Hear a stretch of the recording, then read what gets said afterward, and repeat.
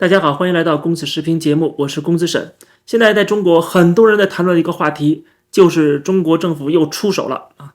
他们在打击游戏行业。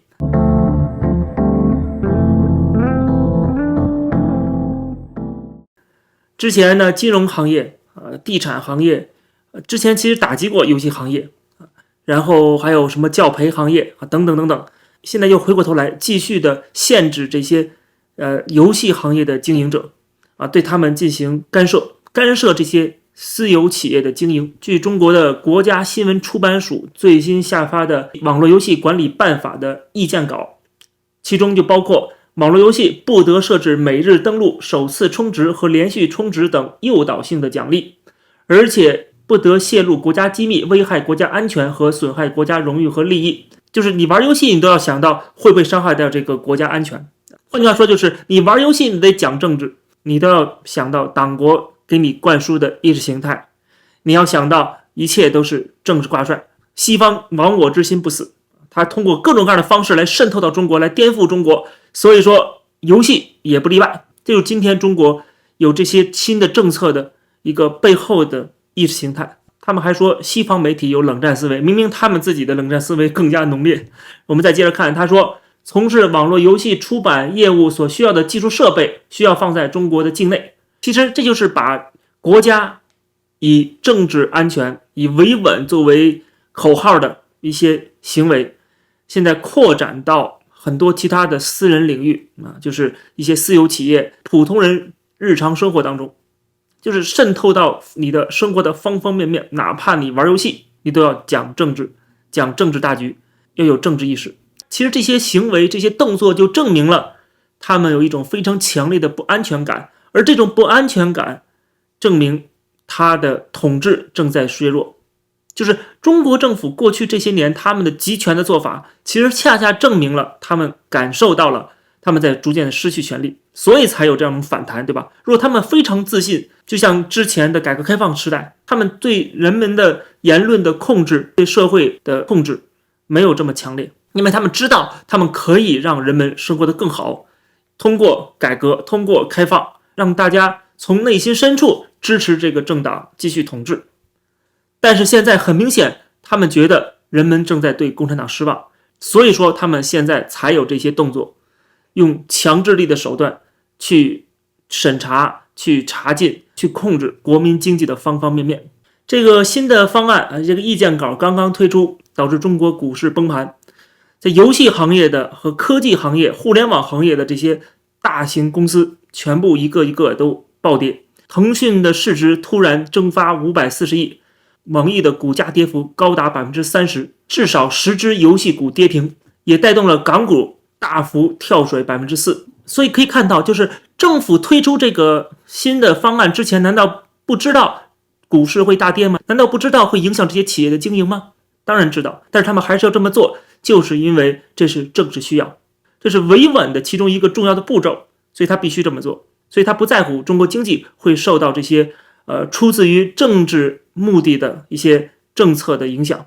换句话说，就是他觉得宁愿牺牲经济也要保政治，所以他才不断的去开倒车走回头路，推出这些逆改革开放方向的这些做法，因为这是有利于共产党的维稳，有利于共产党的对这个国家权力的掌控，而不利于中国的改革开放和经济发展。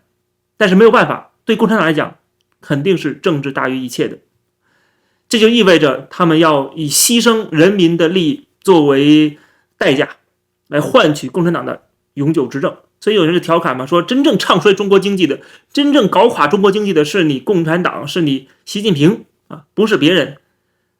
确实如此，但是呢，对他们来讲有一个优先事项的一个排列，政治稳定肯定是放在第一位的。为了维持政治稳定，他就必须要祭出这些动作。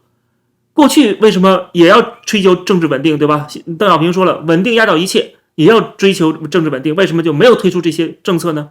那是因为还没到那个程度，还没到那个时候。别忘了，当初是邓小平派出坦克、装甲车上街开枪的。OK， 为了维稳，他们可以动用军队，可以向人民开火。习近平都会觉得说，我去限制一些民营资本、外资的发展和扩张，又有什么不行呢？对吧？他可能都觉得很委屈。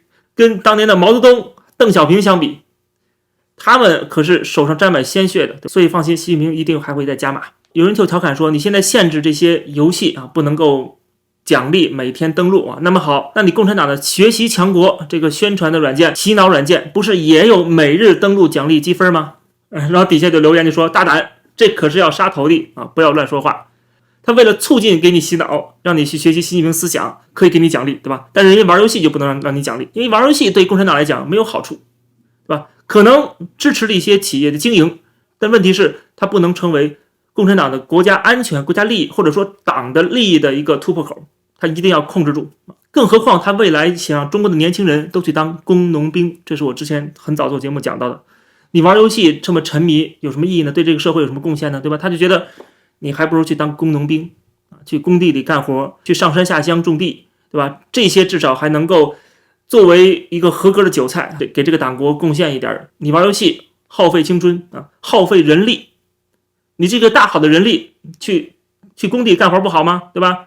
就是他把中国人就完全当作可以割的韭菜和炮灰，来维持共产党的绝对统治和这些党政高官的特权。所以对他们来说，蒸发几百亿的什么市值就是小菜一碟。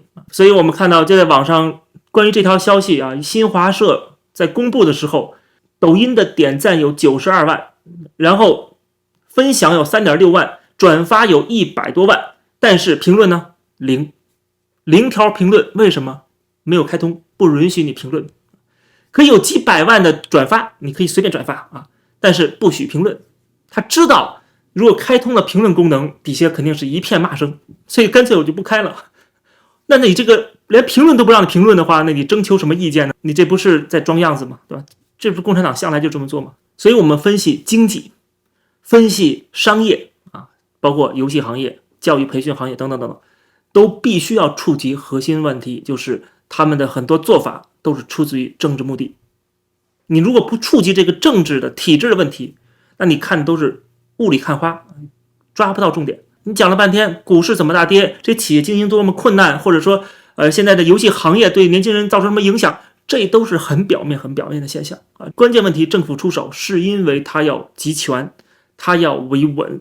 那为什么？因为他这个统治是没有合法性的，或者说他的合法性不是来自于人民的授权、人民的选票，所以他要强调所谓4个自信。你不会见到任何一个人真正有自信的人不停地强调我有自信，我有自信，对吧？其实游戏行业在西方已经是一个作为一个工业产业了啊，形成了一个产业链，能够创造很多的价值，包括娱乐行业，比如说好莱坞，比如说韩流，对吧？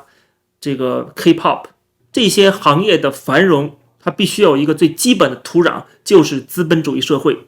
什么是资本主义社会？就是尊重私有财产，尊重个人的自由，以及公平的法治环境，这些都是资本主义的必要条件。这就为什么我一直否认说中国是资本主义社会。很多人说中国其实挂羊头卖狗肉，说是社会主义，实际上资本主义，我不同意，因为我不认为中国是真正的资本主义，它实际上就是社会主义，只不过是中国特色的社会主义，既没有社会主义应该有的社会保障，也没有资本主义应该有的自由和法治，所以它是一种特色的社会主义，或者说是假的社会主义，但是它绝对不是真的资本主义。